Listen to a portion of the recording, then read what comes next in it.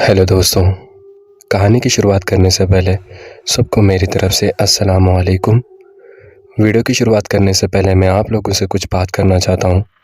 जिस तरह से आप लोगों का प्यार और सपोर्ट मुझे मिल रहा है, उस सपोर्ट की वजह से मैं ये वीडियो आगे बनाने की कोशिश कर रहा हूँ। ऐसे ही मुझे प्यार देते रहना। दोस्तों, क्या 2024 आने से पहले हम 1K सब्सक्राइबर हिट कर लेंगे? अगर आप सपोर्ट करोगे तो ये भी हो जाएगा। आज मैं आपके पास ऐसी कहानी लेकर आया हूँ जिसको सुनने के बाद आपके रोंगटे खड़े हो जाएंगे, जिसको सुनने के बाद आपको यकीन नहीं होगा। मुझे खुद ये कहानी सुनने से पहले, सुनने के बाद भी यकीन नहीं हुआ था, लेकिन ये कहानी सच है और सच को हम झुठला नहीं सकते। दोस्तों, कंटेंट के डिस्कशन के दौरान हमारे टीम में से मेरा एक दोस्त है, उसने ये कहानी मुझसे शेयर की थी कि ये उसके बुआ के साथ होता है, यानी उसकी आंटी के साथ होता है। उसने ये कहानी हमें सुनाई थी क्योंकि कंटेंट की कमी होने की वजह से हमने डिस्कस किया कि तुम्हारी लाइफ में कोई पर्सनल एक्सपीरियंस है तो वो हमसे शेयर करो। तो उसने शेयर किया था। मैं मेरा दोस्त बनकर आपके सामने कहानी पेश करूँगा। अज्यूम करिए कि मैं वही दोस्त हूँ, यानी वो मेरा ही दोस्त है और वो आप लोगों से बात कर रहा है। ये कहानी है मेरे आंटी की, जिनकी अभी नई नई शादी हुई थी और वो शिफ्ट हो गए थे एक शहर में, जो कि बहुत बिज़ी शहर है। हमारे अक्सर इंडिया में होता है ना कि रेलवे पटरी के आजू बाजू घर और गांव होते हैं। वैसे ही एक सिटी साइड में उनका घर था, वहाँ पे उन्होंने रेंट पर लिया था एक रेलवे के साइड में, रेलवे ट्रैक के साइड में। मेरी बुआ की जैसे कि नई नई शादी हुई थी, तो वो दोनों अकेले ही वहाँ पर रह रहे थे, अपनी लाइफ को एंजॉय कर रहे थे।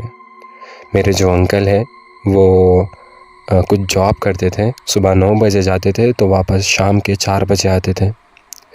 ऐसे ही उनके दिन और ज़िंदगी गुजरती गई। पर एक दिन घर में राशन की कमी की वजह से हमारे आंटी को सामान लाने के लिए जाना पड़ता है। तो होता ये है ना कि ऐसे तो वो कभी बाहर जाती नहीं। आपको पता है कि हमारे रिलीजन में औरतों का बाहर जाना कितना अजीब होता है, यानी कितना रिस्ट्रिक्ट होता है उनको। तो वो वक्त पर हमारे अंकल भी घर पर मौजूद नहीं थे, तो उन्हें किसी भी हालत में जाना था। जाने जाते वक्त उनको है ना एक काम करना पड़ता था कि जो रेलवे ट्रैक है उसको क्रॉस कर कर मार्केट पे जाना था, क्योंकि वहीं से रास्ता है। तो मेरे आंटी डिसाइड करते हैं, वहाँ से निकल जाते हैं और वो ट्रैक क्रॉस करते हैं। ट्रैक क्रॉस करने के दौरान वो सामने देखते हैं कि बहुत सारी भीड़ जमा हुई है, इकट्ठा हुई है। हमें तो पता है कि हमारे कंट्री में कुछ अगर मैटर हो जाए, चाहे वो छोटा हो या बड़ा, लोग उसकी मज़े लेने ज़रूर आते हैं। तो हमारे आंटी भी तकरीबन उससे 100 या 50 मीटर दूर थी, वो जो मैटर हो रहा था वहाँ पे उन्होंने देखा कि एक आदमी चिल्ला चिल्ला कर कह रहा है कि मैं मेरी जान दे दूँगा, मेरी मौत हो जाएगी और अब मैं मर जाऊँगा, बस मैं ट्रेन का आने का इंतज़ार कर रहा हूँ। हमारे आंटी का काम क्या था कि वो जो काम करना था वो काम करने के लिए खामोशी से उनको जाना था, लेकिन उन्होंने वहाँ पर रुक कर सारा मैटर देखा। वो आदमी रोता हुआ चिल्लाता हुआ कह रहा है कि मैं जान दे दूँगा, कोई भी अगर मेरे नज़दीक आने की कोशिश करेंगे तो मेरे हाथ में जो चाकू है उससे मैं अपनी जान दे दूँगा और इसके ज़िम्मेदार वही होगा जो मुझे रोकने आएगा। सारा मैटर होने के बाद ऐसे ही लोग वहाँ पे वीडियोज़ वगैरह शूट करते हैं और देखते हैं कि कुछ ही समय में वहाँ से ट्रेन आती है। ट्रेन अभी ज़्यादा दूर नहीं है, ट्रेन हॉर्न बजाते हुए आ रही है। लोग ट्रेन को रोकने की कोशिश कर रहे हैं। पता नहीं उस वक्त ट्रेन पे जो ड्राइव करता है, ट्रेन को जो चलाता है, मोटो पायलट, उसको भी शायद कुछ पता नहीं था, उसने भी देखा नहीं था, वो रोक सकता था ट्रेन को। पर कहते हैं ना कि जिस वक्त मौत आती है तो चाहे तुम ज़मीन आसमान एक कर दो, मौत तो आकर रहेगी और उसे कोई रोक नहीं सकता। ऐसे ही ट्रेन करीब आ रही थी और धीरे धीरे ट्रेन नज़दीक आ गई। जैसे ही ट्रेन नज़दीक आती है तो वो उस ट्रेन के सामने खड़ा हुआ होता है और उसकी मौत हो जाती है। मरने से पहले हमारे आंटी कहते हैं कि उसने उनकी आंखों में घूर कर देखा था, यानी जो लास्ट उसकी सांस चल रही थी, उसने अपना दम मेरे आंटी को देखकर ही तोड़ा। ये सब मैटर होने के बाद हमारे आंटी घबरा गई थी। वापस से बाज़ार जाकर सामान लेकर वापस घर आ गई। जैसे ही घर आ गई वो बहुत बुखार में परेशान हो गई थी। उसे बहुत तेज़ बुखार चढ़ गई थी, जिसके कारण ना ही उन्होंने खाना बनाया, ना ही कुछ पका कर रखा था।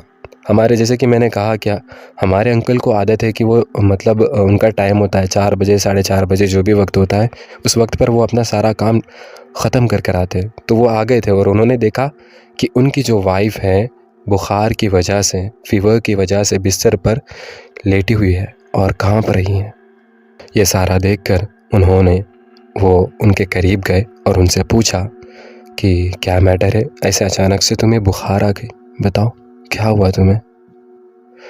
हमारे आंटी का उस वक्त कुछ जवाब नहीं था। उन्होंने कहा कि नॉर्मल फ़ीवर है, थोड़ी देर में कम हो जाएगी। तो हमारे अंकल, जो जैसे कि नई नई शादी हुई थी, हमें तो पता है कि नई चीज़ें जो होती हैं वो लोगों को ज़्यादा समझ में आती है। तो उन्होंने क्या किया कि बाहर से खाना मंगाया, अपनी बीवी को खिलाया थोड़ा, और थोड़ा ख़ुद खाकर सो गए। वो एक ही बेड पर सोते थे। ऑब्वियस सी बात है, वाइफ एंड हस्बैंड है तो एक ही बेड पर सोएंगे ना। फिर होता क्या है, रात के करीब 1 बजे हमारी आंटी बिस्तर से उठकर बाहर चली जाती है। उसका ये बिहेवियर देखकर हमारे अंकल भी होशियार हो जाते हैं और देखते हैं कि ये क्या मैटर है। वो देखने के बाद अपने बीवी को कहते हैं कि इतनी रात को बाहर निकलना, वो भी ख़राब तबीयत रख कर, सही नहीं है। वो अंदर उसको वापस बुला लेते हैं और फिर से सो जाते हैं। दैट्स नॉर्मल, क्योंकि शायद उन्हें गर्मी हो रही थी, किसी रीज़न की वजह से वो बाहर चले गए थे। ऐसे ही दिन गुजरते गए। 1 हफ्ते के अंदर फिर से वो सोती हैं। रात के करीब 1 बजे उठकर वो घर के बाहर जाती है। घर के बाहर जाकर वो टहल रही है, मानो ऐसा टहल रही है कि वो किसी का इंतज़ार कर रही है आने का। उसका मुंह गुस्से में है।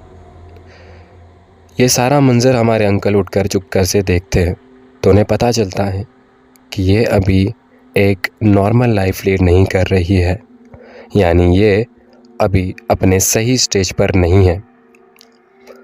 हमारे अंकल उसको बहुत मनाने की कोशिश करते हैं कि तू ये किस तरह से बिहेव कर रही है, किस तरह से एक्ट कर रही है, चल अंदर, रात का वक्त बहुत हो गया है, मुझे डरा मत और परेशान मत कर। मेरे अंकल ये सब देखकर घबरा गए थे, लेकिन हमारे आंटी का उस वक्त जवाब था कि चले जाओ तुम यहाँ से दूर, मैंने क्या बिगाड़ा है तुम्हारा, खुद की जान की और अपनी हिफाजत चाहते हो तो मुझे अकेला छोड़ दो। हमारे अंकल ने गुस्से में आकर उसे एक रापटा खींच कर दिया और वो अंदर लेकर चले गए, उसको सो गए। ये सारा बिहेवियर डिस्कस करने के बाद वो सारे अपने ससुराल में, मायके में बताते हैं कि ये इस तरह से बिहेव कर रही है, एक्ट कर रही है, मुझे डर लग रहा है कि ये हमेशा रात को उठ कर ये करती है। अब उनकी जो बहन थी हमारे आंटी की, जिनको हम कह सकते हैं हमारी बड़ी आंटी या बड़ी मम्मा, तो उन्होंने डिसाइड किया कि ये एक नॉर्मल चीज़ नहीं है, ना ही कोई दवाई से या फिर कोई हॉस्पिटल के चक्कर मारने से कम होगी, क्योंकि हमारे अंकल ने ऑलरेडी उनको कई हॉस्पिटल्स पर लेकर दिखाया था, फिर भी उनकी फ़ीवर नॉर्मल नहीं हुई। तो हमारे बड़े मम्मा जो होते हैं वो डिसाइड करते हैं कि इन्हें एक मौलवी साहब के पास ले जाया जाए, क्योंकि कुछ चीज़ दवाई से ठीक नहीं होती, उसका इलाज बाहर भी करवाना पड़ता है। हमारी आंटी, हमारे बड़ी मम्मा उनको लेकर जाती हैं हमारे आंटी को एक मौलवी साहब के पास, जो कि ऐसी चीज़ों में बहुत ज़्यादा फेमस हुआ करते थे हमारे गांव के। यानी ये जो भूत प्रेत, चुड़ैल, आत्माएं, काला जादू, ऐसे चीज़ों से अवॉइड होने के लिए, उनका इलाज करने के लिए लोग अक्सर इनके पास आते थे। तो इन्होंने डिसाइड किया कि वो इनके पास चले गए। वो मौलवी साहब के पास जाने के बाद मेरे अंकल ने सारा मैटर समझाया, स्टार्टिंग से लेके एंडिंग तक सारा मैटर समझाने के बाद हमारे मौलवी साहब ने कहा कि उनको यहाँ पर करीब लेकर आओ। जैसे ही वो करीब लेकर आते, आंटी का बिहेवियर एकदम से चेंज हो गया। वो किसी की नहीं सुन रही। वो कहने लगती हैं, मुझे क्यों लेकर आए यहाँ पर, क्या चाहते हो तुम? मैंने क्या किया?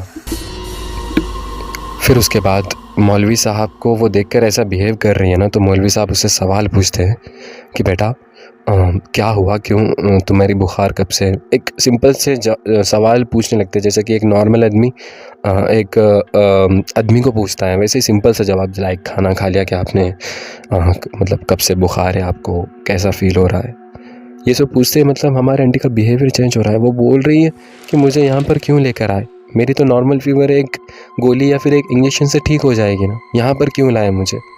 वो हमारे अंकल को घूर कर देख रही थी। तू ही लेकर आया ना मुझे यहाँ पर, क्या ज़रूरत थी तेरी?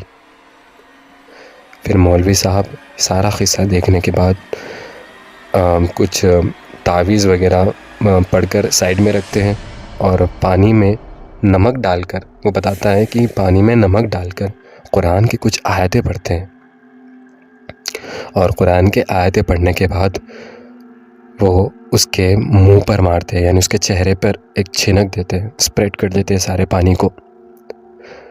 तो मेरे आंटी का बिहेवियर उस वक्त एकदम से चेंज हो गया था।